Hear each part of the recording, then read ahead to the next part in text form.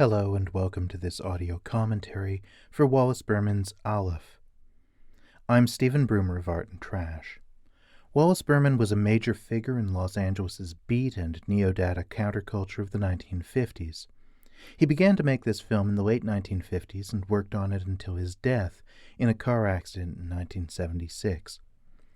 The film became a kind of notebook of ideas and a scrapbook of its era, one that reconciled home movie-making with the collage forms of the assemblage and material interventions, with Berman etching words in letraset and painting on the film. An unfinished work, Aleph is also a work of life force conceived under the sign of Kabbalistic thought and fascination. In this it's a densely codified film, a collage that transmits spiritual energy, transmissions that are perhaps not meant to be decoded, or that, at the very least, could never be translated into some universal tongue, transmissions that bear the hidden meanings of the Word of God. Like any codified art, it's broken into the tongue of Berman's aesthetic and moral vision, which is one of both purpose and coincidence, punctuative images, and the dust of dailyness. Naturally, it resembles his work in other media, his Verifax collages, which were made with materials run off of a Kodak Verifax copying machine, psychedelic assemblages that combined photocopies of mass culture images with acrylic paint in grid forms that held to the tensions of variation and continuity. For example, in Untitled 1971, a hand holds a transistor radio, the imagery on the radio changing with each repetition, such that when laid out as a grid, it becomes an army of hands holding compact signs and symbols. That hand gripping the radio is an image we see here in Aleph as well, a sign that the motifs of his overall practice were bleeding into and structuring this film. Aleph is an object that is as intimate as prayer, yet as communal as prayer. It is a palimpsest that reconciles a decade of experience with a decade of learning. It is a learned film in multiple ways, a film that has been given an education by time, by language, by the artist's restless imagination. It's also a learned film of Jewish divinity, a divinity that has been scripted into it in the form of Hebrew letters. And it is thus a product of willful mystification. At less than 8 minutes, it's Berman's only film. I cannot hope to decode its density and complexity for you here today, but others have, especially Chelsea Bell Freilich, whose master's thesis on Aleph is a remarkable and exhaustive study in its codification, its mystical heritage, a precise accounting of the spiritual dimensions of its structure. Aleph was made in 8mm, a home format and one that was seldom welcomed or celebrated in the halls of avant-garde film.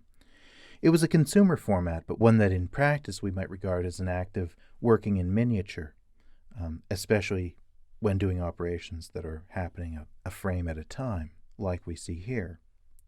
This is perhaps the key to entering the spell of Aleph, recognizing it as a work of folk art, a scrapbook practiced at the most modest of scales, a work that in its density shows the labors of its maker, like the miniature seals of ancient peoples, like the illuminated manuscripts and Persian miniatures from the origins of bookmaking, through to the wonders of the decorative arts and dioramas that anticipate the age of the dollhouse. Its rhythms are tempered by letraset inscribed words that come in from various directions, horizontal and diagonal, backwards and forwards, left and right, with words and letters spread across frames, beyond subliminal. The words include self-descriptive terms like blueprint and artwork, as well as fragments of letraset instructions that have been etched in straight from the sheet. Flashes of letters from the Hebrew alphabet suggest an ultimate structure for the work, albeit an incomplete one, with only half that alphabet represented. What are these characters but a hidden transmission bursting through more sustained images that are both intimate and cultural? Aleph is a catalogue of pop culture, a personal and philosophical notebook, a record of exploding energy, and it begins and ends with images of users, one possibly Philip Lamantia, the other Bob Alexander, shooting up heroin, a loop that encloses and frames the bustling and bursting phenomena of life on Earth. Persistent images are under distress from paint and etching and letraset, but these elements form counter-rhythms in sustained and suspended images through which transmissions pass, in multiple alphabets, words to God. This tension of time between staccato and sustain is akin to that burst in new directions that came in this tumultuous era, when the residual cheer of post-war optimism failed to settle in the coffers of poets, and they were hunted and entrapped, as poets always are, and yet, as poets always are, they are freed up by bebop, freed up by fellowship, freed up by the rhythms of their language, freed up by the endurance of spirit.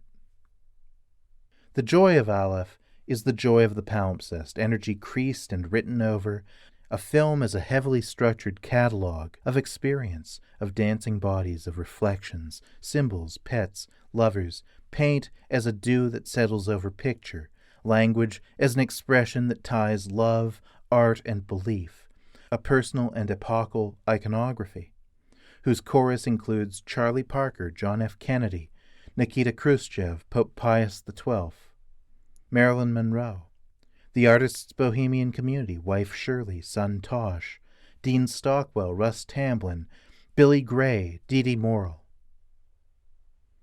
The broken tongue of Berman's times shuttles us through little shattered glimpses, instants that are exchangeable like the content that fills Wallace Berman's verifaxed transistor radios. It is an aesthetic of ruin. It's a deterioration of forms, not merely through Berman's rough treatment of a film that he is etching into and onto, that he is endlessly recutting. Its ruinousness is also felt in the crackling textures of Berman's paint and the rough sources of his imagery, some of it recorded from television broadcasts and digested, much as magazine and newspaper imagery is fed and digested through his Verifax copier. At the time of his death, Berman's film was untitled. His son, Tosh Berman, gave the film the title Aleph, the first letter of the Hebrew alphabet which his father had used as a monogram, for on this letter are based all the calculations and operations of the world.